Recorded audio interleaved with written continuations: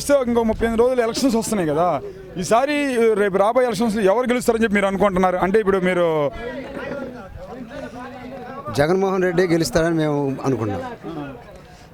ఎందుకు మీరు మేమంతా సిద్ధం టీషర్ట్ వేసావు జై బూచేపల్లి జై జగన్ అని పెట్టి మీ పార్టీ గారు చెబుతున్నాం అంతే కదా? కాదు ఆయన మంచి పరిపాలన ఇచ్చాడు కాబట్టి ప్రజలకి, అందుకని ఆ నమ్మకంతో మేము చెప్తున్నాం. జగన్ ఏం మంచి పరిపాలన చేశాడు? జగన్ రాష్ట్రం నాశనం చేశాడు, అసలు ఈ ఆంధ్రప్రదేశ్ దివాళా తీసిందని చెప్పి చంద్రబాబు నాయుడు అన్నాడు కదా. అపోజిట్ వాళ్ళు ఏదైనా చెప్తారు సార్, అపోజిట్ వాళ్ళు చెప్పేది వాళ్ళు చేసినప్పుడు కూడా మరి అలా అనలేదు ప్రజలు. ఇప్పుడు వాళ్ళ కడుపు మంట ఏంటంటే మేము పరిపాలించట్లేదు కాబట్టి, వాళ్ళే పరిపాలిస్తున్నారు కాబట్టి మాకు మళ్ళీ మేము పరిపాలించాలనేది ఆ దురుద్దేశంతో ప్రజలకు చేసిన మంచిని వాళ్ళు పక్కన పెట్టేసి ఏదో ఎక్కడో ఒక చిన్న ఇన్సిడెంట్ జరిగితే దాన్ని పట్టుకొని వాళ్ళు దాన్ని పెద్ద ఇష్యూ చేసేస్తున్నారు. అంతకు తప్పితే పరిపాలన ఇప్పుడున్న పరిపాలనకి ఇంతకుముందు ముఖ్యమంత్రి చాలామంది పరిపాలించారు, వాళ్ళకి నక్కకి నాగలోకం అంత తేడా ఉంది ఇప్పుడు ఈ పరిపాలనకి. అది విషయం. అదే నేనైతే అసలు సంపద సృష్టించేవాడినా కదా, పరిశ్రమలు తీసుకొచ్చేవాడినాను, ఆంధ్రప్రదేశ్ వాళ్ళ నెంబర్ 1 చేసేవాడిని అన్నాడు చంద్రబాబు నాయుడు. చేశాడు సార్, ఇంతకుముందు 14 సంవత్సరాలు చేశాడు. ఎంత సంపద సృష్టించాడో, ఎంతమందికి ఉద్యోగాలు ఇచ్చాడో, ఎంతమందికి జీవనాధారం కల్పించాడో.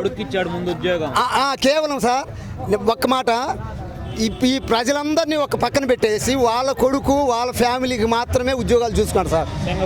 అది నేను సింగపూర్ని చేస్తానన్నాడు, ఏది చేశాడా?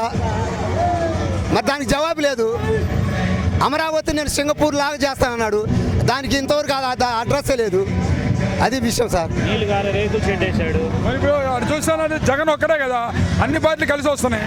అదిగా సార్, అతనికి శక్తి లేక ఇంకా అనేక మంది అపోజిట్ పార్టీ వాళ్ళని ప్రతిపక్ష వాళ్ళని కలుపుకొని, ఎందుకంటే నాకు గెలిచేంత స్తోమత లేదు కాబట్టి నేను ఇంకొక నలుగురిని బలంగా ఏర్పాటు చేసుకోవాలనే ఉద్దేశంతో అలా చేస్తున్నాడు సార్.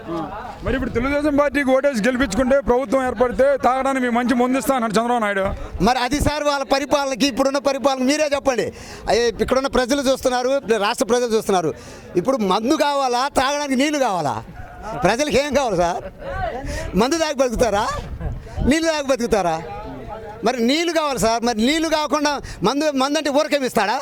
ఊరకేమి ఇవ్వడు కదా.